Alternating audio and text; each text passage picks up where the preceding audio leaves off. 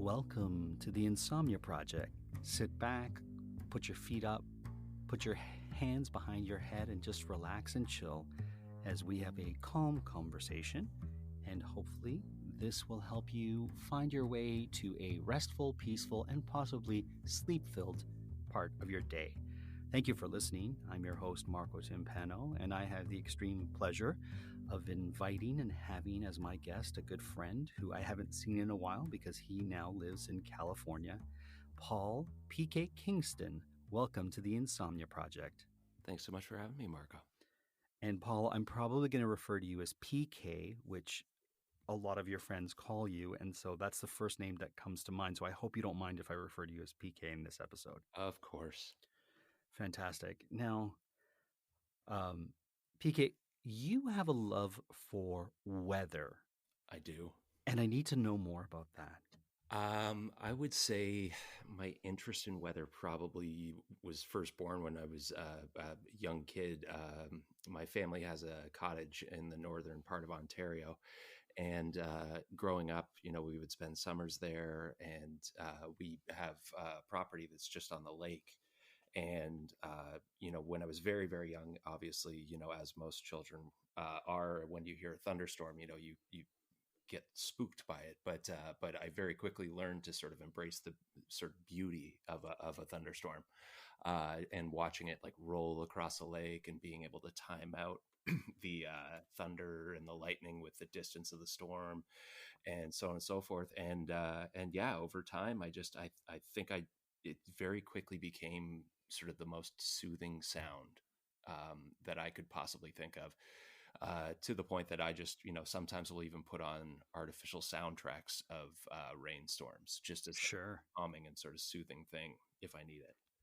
Have you noticed a difference in the rain patter that you hear now that you're on the West Coast versus when you were here in the northeast part of North America? Yeah, absolutely. Yeah, I mean, I will say first off, being in California, rain is a little fewer and far between Sure. than it was back in Toronto. But yeah, when the storms do come here, it's like sometimes they are, very, very heavy or extremely light.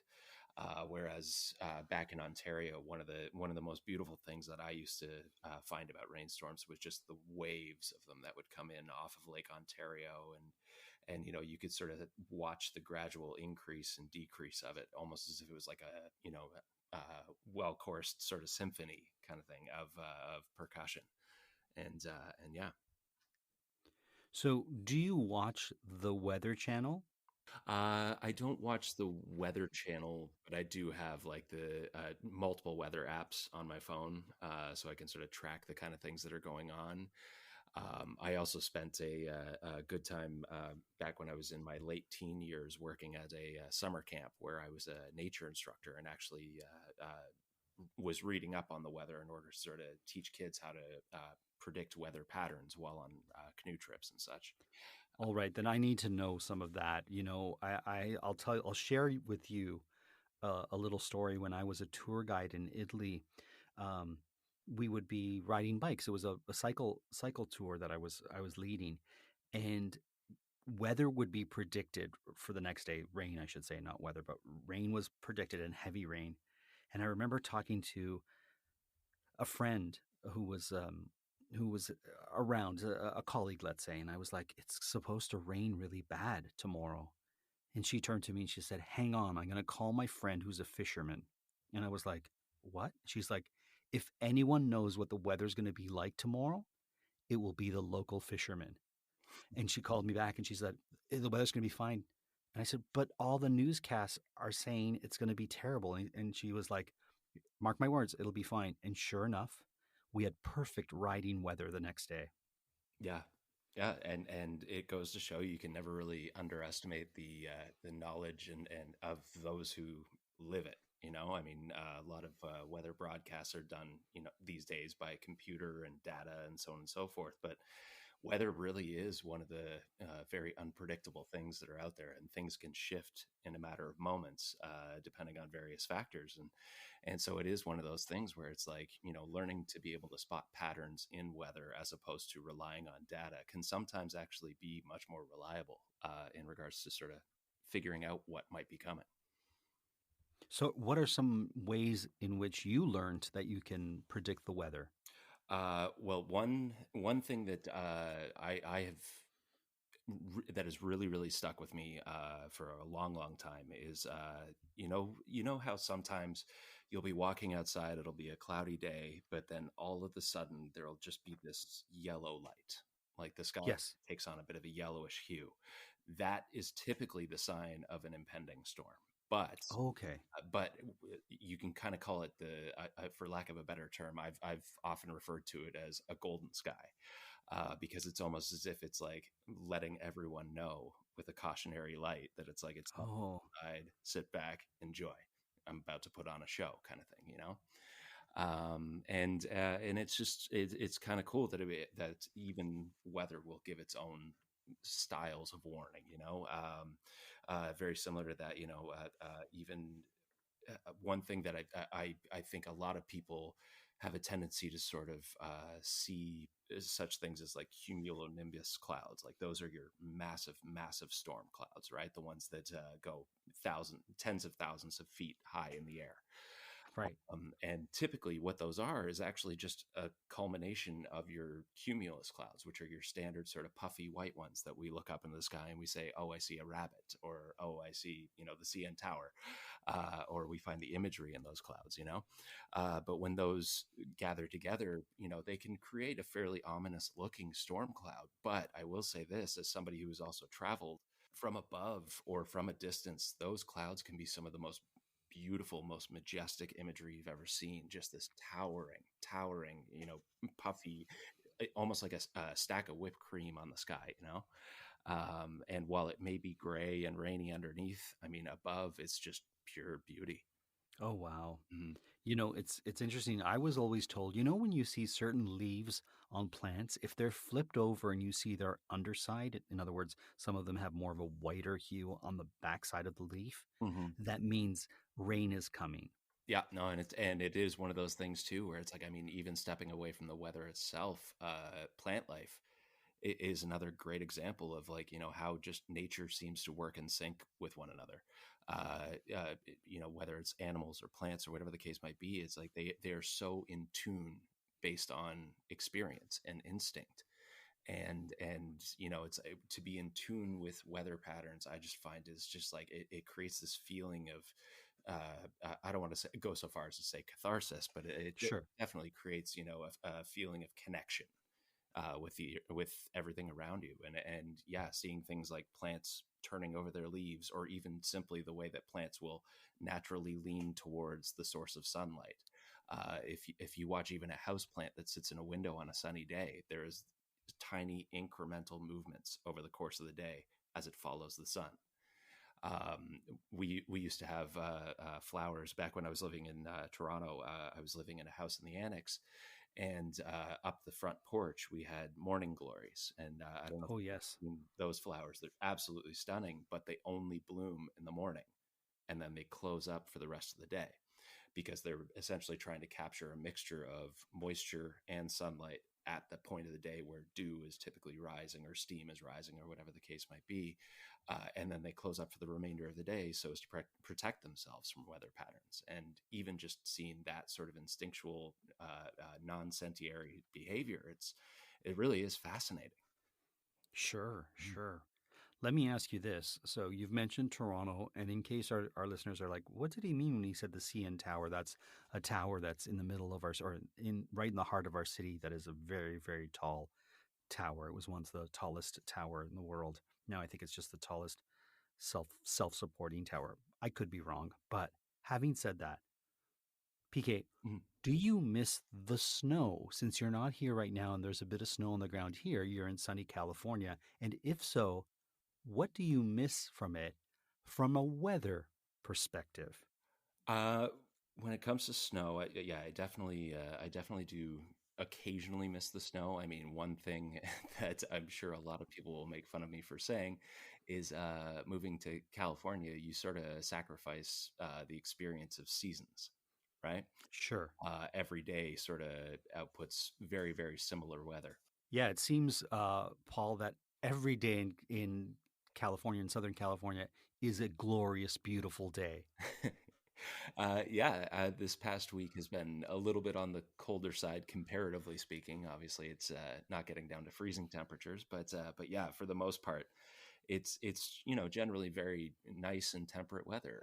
But you do occasionally, especially as a Canadian, I definitely find that I miss the experience of watching snowfall or watching it slowly accumulate. And I mean, while it does come with its fair share of frustrations, be it ice Mm. or slush or whatever the case might be, they're like watching one of those like big chunky snowflake days. You know what they refer to as kissing snow.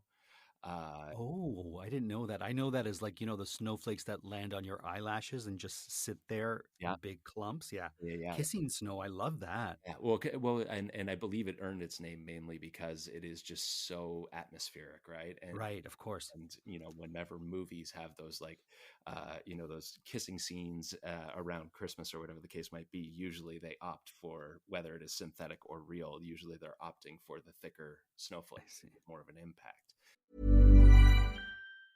Over 90 of the top 100 U.S. accounting firms trust Bill to handle bill pay processes. Why? Because our tools are built on over $1 trillion of secure payments. We're not just moving money. We're powering financial workflows for 500,000 customers. That's a level of expertise you just can't fake. Ready to talk with an expert? Visit Bill.com/proven to get started and grab a $250 gift card as a thank you. Terms and conditions apply. See offer page for details.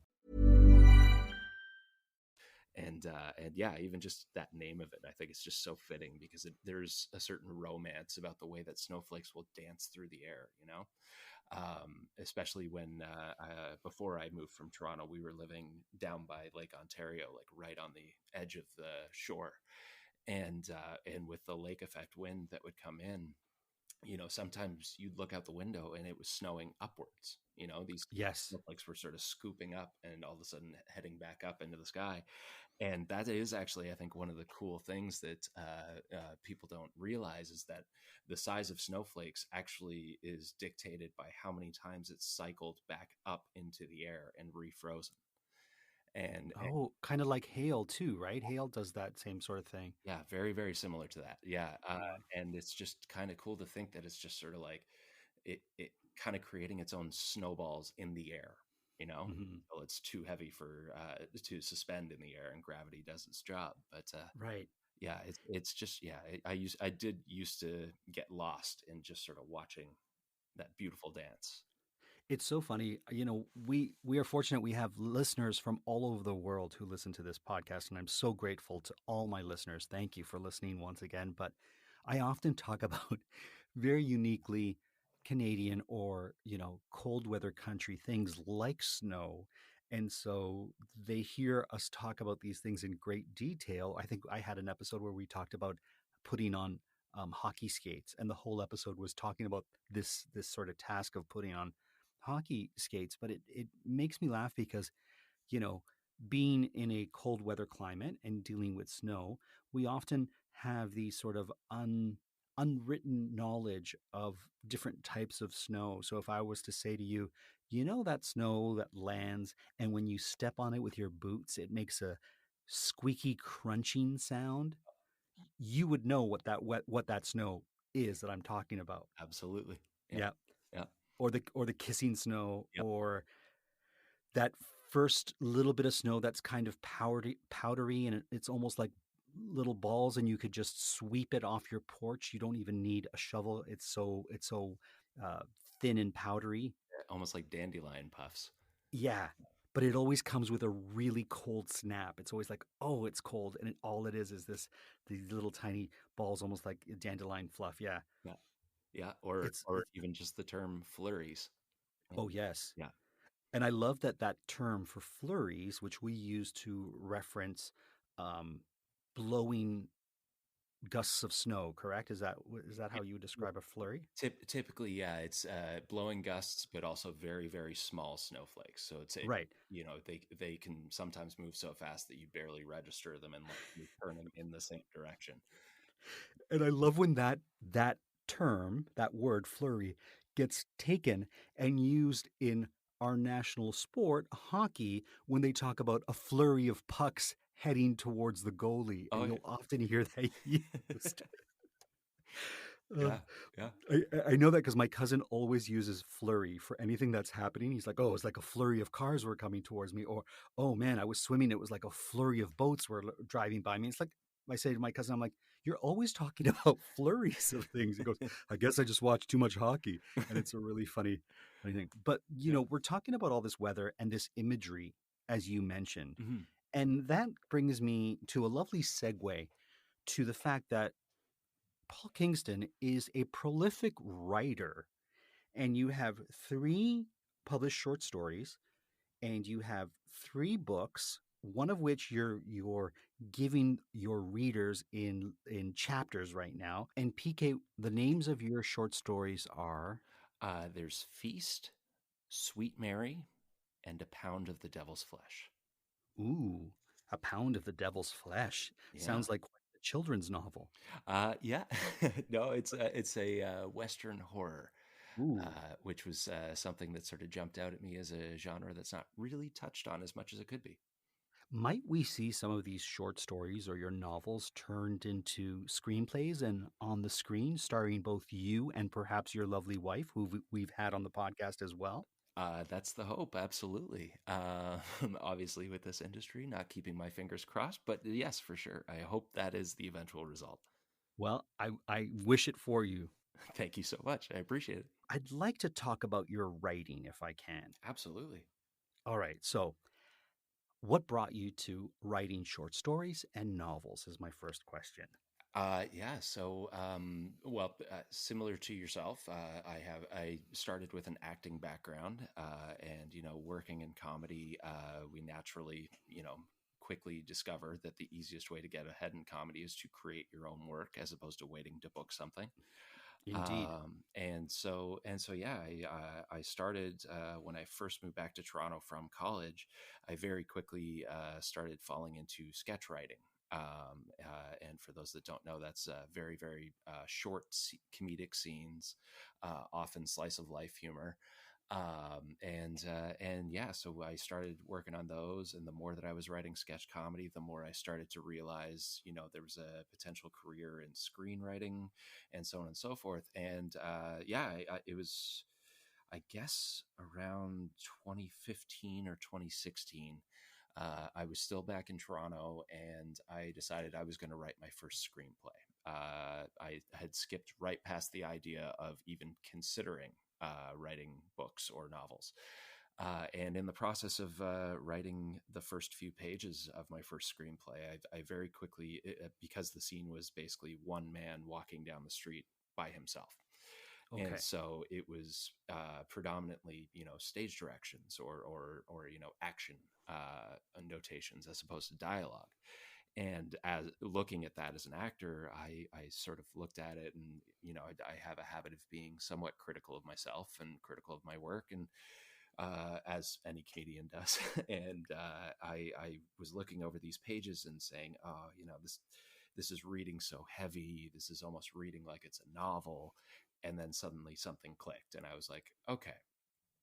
First attempt was, you know what, I'm going to try to write this out in a literary sense so that I can go back and then harvest what I need for the screenplay. And next thing I knew, as I was writing page after page after page of this opening scene, I started realizing this is less of an opening scene and more of a prologue.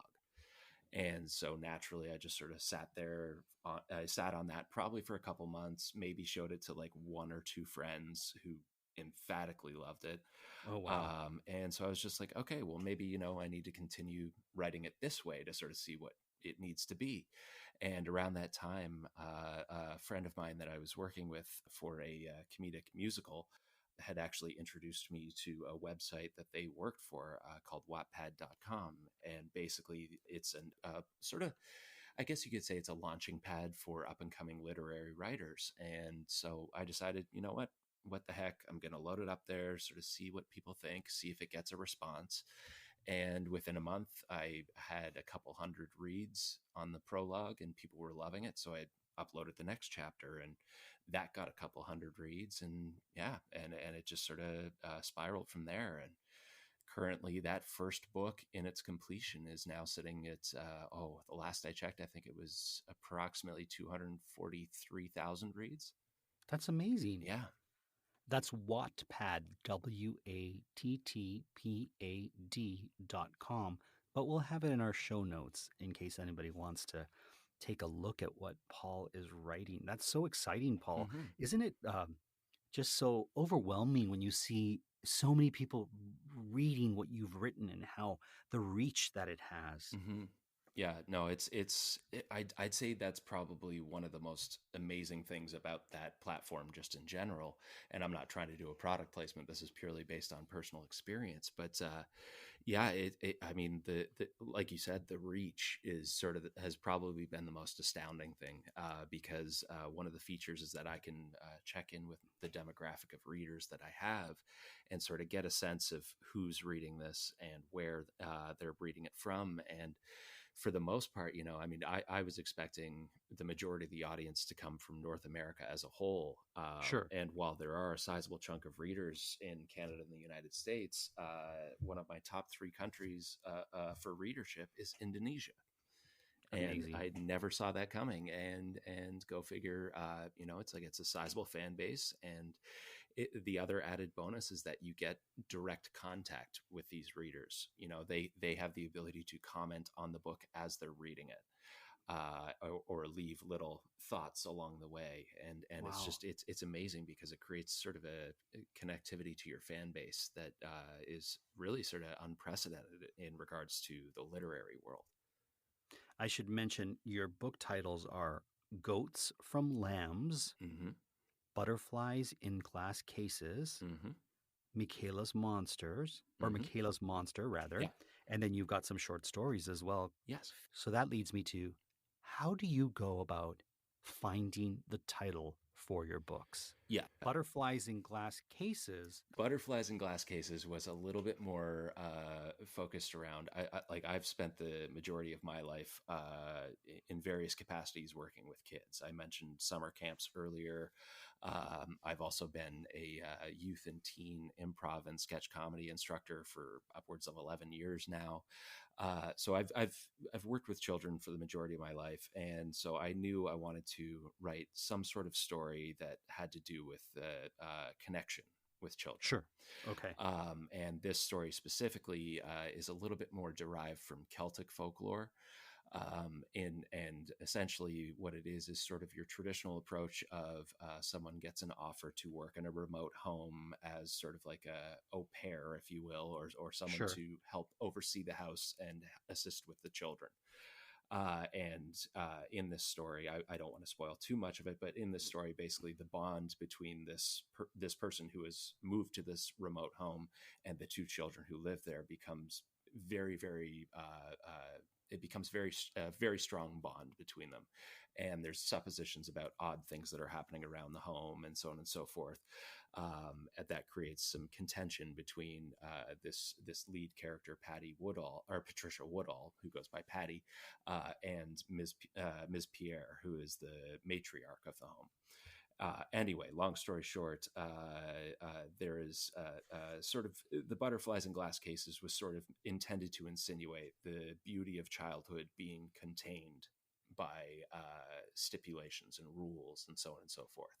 And it very quickly becomes a focal point for the main character to want to essentially free these children of the thumbs that they're living under. Interesting. And so that imagery of a butterfly in a glass case sort of really, really jumped out at me as really embodying that kind of mentality. And sure enough, midway through the story, there is actually a direct reference to one of the children who has a butterfly in a glass case. I see. And yeah.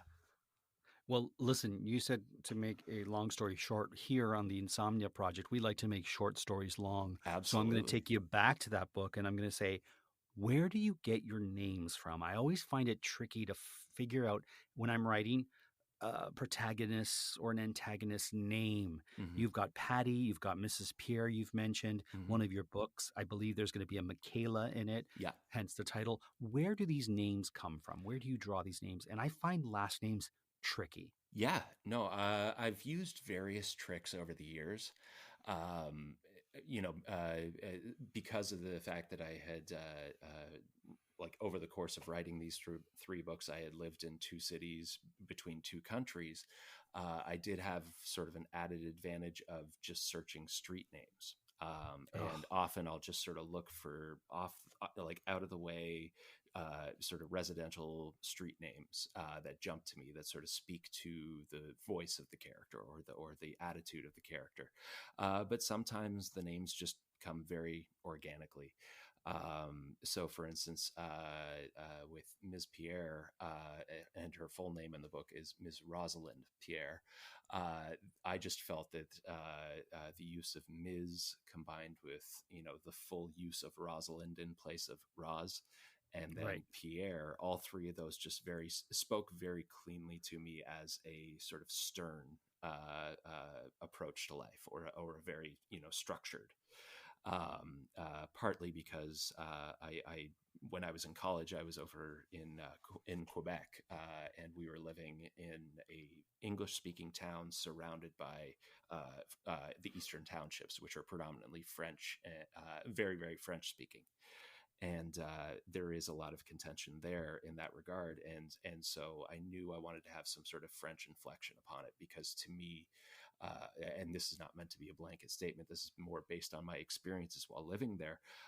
It was just like, no. When you're, out amongst the locals, you adhere to their way of life, and you try to speak French, and you try to respect all that sort of thing, as opposed to, coming in and causing a scene, as college students have a tendency to do.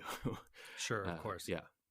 Yeah, so I knew that spoke to me in that regard, and yeah, but I think the biggest key to it is just sort of finding names that really sort of embody the voice.